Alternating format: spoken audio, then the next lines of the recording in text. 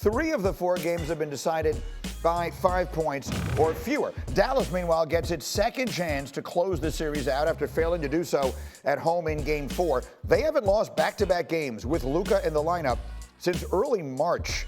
And we know that no team in NBA history has ever come from being 3-0 down. They're 0-155, but Minnesota has held the lead in the final 5 minutes of every game and feels very confident they can come back. Listen to Jaden McDaniels. I'll say the only game they really beat us was the last game. Like, the rest of them were close, and it was like our mistakes that let us lose. But does getting over the hump help you guys? Oh, yeah. We could probably run off 3 more now. This team is already overflowing with confidence anyway. I never heard a team saying down 3-0 saying, I still don't think they could beat us. This team has that confidence, and they embody the personality of their best player, who is Ant-Man. So they believe, and that's an advantage. I mean, just getting to see that dunk over and over again is enough reason to root for them. But yesterday you gave us 5 reasons why the Timberwolves had won. Give me the 5 reasons or the 5 keys for them in tonight's Game 5. It's the same as yesterday. Cat.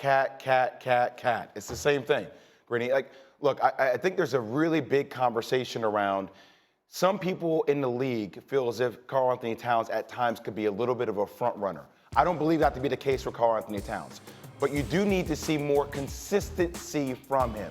And you want there to be more stability from him when things go wrong. Look, there's a difference between him in road games as opposed to home games, okay? On the road in the playoffs, averaging 22 points per game, 50% from the floor, 43% from the three-point line, as opposed to when they're at home, averaging 14 points per game on 36% shooting, on 30% from the How do you explain it? Yeah. The Wolves have been so much better on the road, and they're 6-2 on the road in the postseason. It just comes to, are you more focused on the road? Like, why is there such a huge discrepancy? But to me, it comes, you had a great game in Game 4, 20 points in the second half. Who are you going to be now that things got a little on the road? Now at times chance to come back home. So what came up on your radio show yesterday you were telling me about? We were talking about this because Karl-Anthony Towns' name has been linked to the Knicks in New York, here where I do my show, for a while now, because he is somebody that has played for Tom Thibodeau, that he brings a size element that if the Knicks are trying to get bigger, there was also some talk that maybe he would be a guy that they would want to move off his contract and save some money because his new deal, his extension kicks in this year. 55 annual, by the way, for Karl-Anthony Towns. Yes. That's a lot of money. So the question was simply asked, the more you see of Karl-Anthony Towns in the playoffs, the more you feel what? And the majority of the responses that I got, and this is from callers and listeners, is basically that they don't like what they're seeing the more they see. Because during the regular season, he's a 25-10 guy. He can shoot 40% from 3.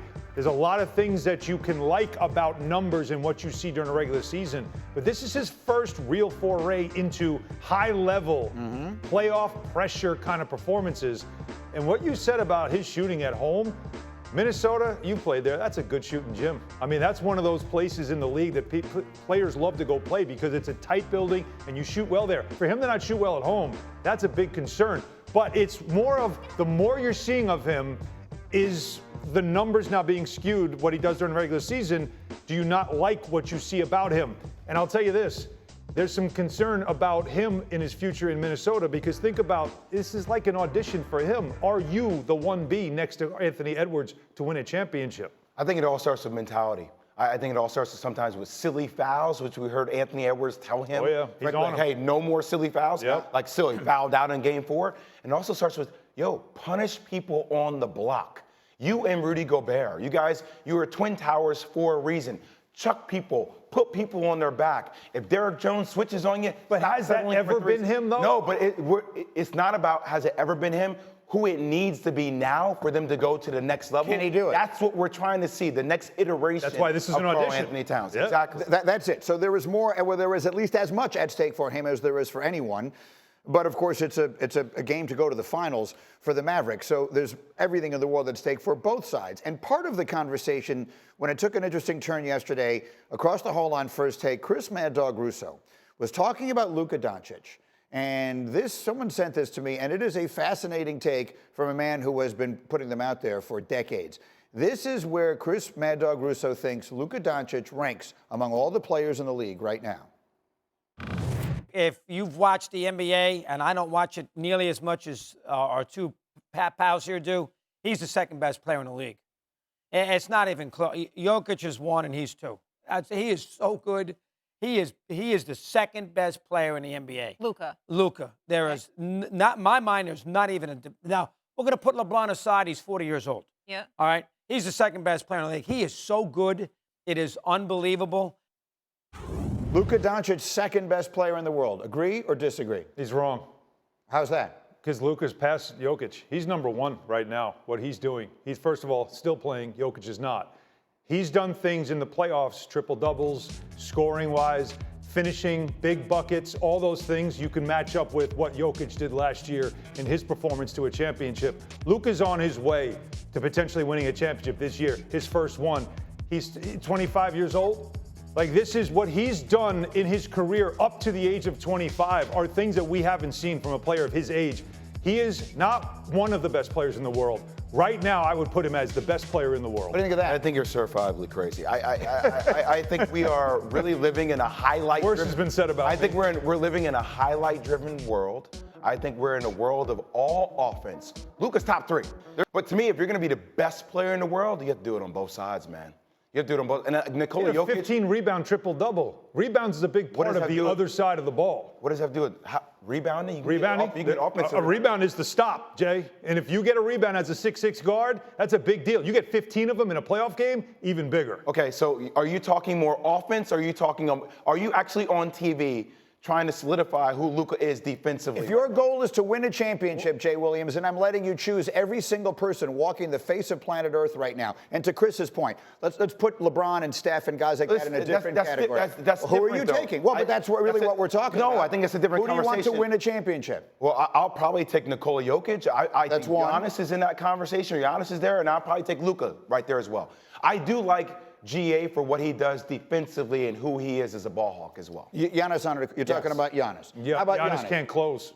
I can't trust him in the last minute of a game with the ball in his hand. I know I came with Luka. He just went against the 4-time Defensive Player of the Year, did a step back three in his grill, and then told him, you can't guard me. I'll start my team with that guy every day. I'm with you. I hear you. I'm not saying that Luka's not one of those people, but for you to just say he's bona fide the best player in the world, I think he is past him in these playoffs. I think that's very much recency bias on what we've seen over the last several weeks. It's not recency because you just had the last 3-time MVP. It is the all of a sudden he's not in the conversation. First of all, Luka has taken the Mavericks to the conference finals now in 2 of the last 3 years. He's about to get into the NBA finals for his first time. All the things we say about Jason Tatum, the same things Luka Doncic is facing right now. Can you win a championship? He's still very young. He is still the leader of that team. And if he gets to the finals, his usage rate, which means his team relies on him more than any other player on the team, his usage rate is going to be the highest of any player in the last 45 years. Allen Iverson was that previous guy back in 2001. That's how much they rely on him to get them to the promised land. I understand that, but so how do you define best player in the world? Tell me. His overall skill and his impact on winning. Are we just talking offense? Are you talking about?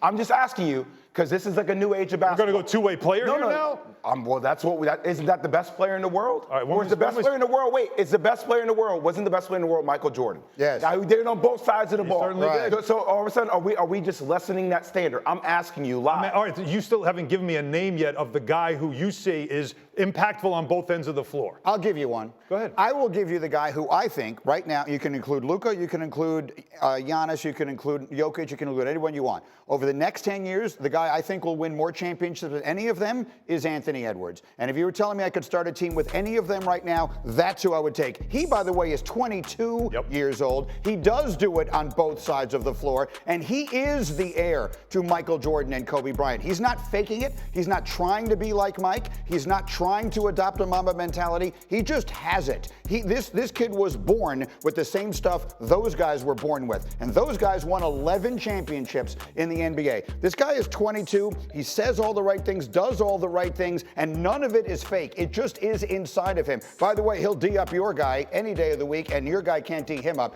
I will right now, if you're telling me I could take any player to start a team in the NBA with right now, any player, I would start it with Anthony. And you know what? This is always fluid, right? And that can change if they make a comeback and win this series. No, That's certainly I will not change my mind. If they lose, I still take it. But right now, Luka is one game away from putting him home, right? Sending him home, sending Shai Gilgeous-Alexander home, and getting himself to the finals. there's levels to this, but it is definitely fluid, and that can change with Anthony Edwards, because you're right.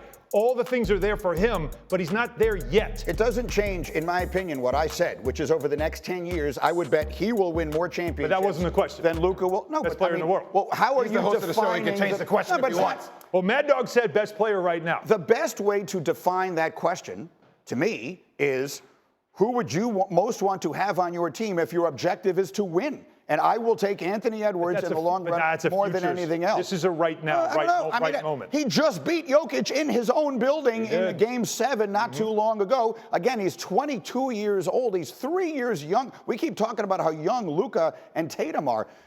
Anthony Edwards is 22 years old doing all of this. He's down 3-1. I just think that this is a little bit of a recency bias, and I get that we're going to have the conversation around it. Did you give us a name yet, though, Jay? Yeah, I say Giannis.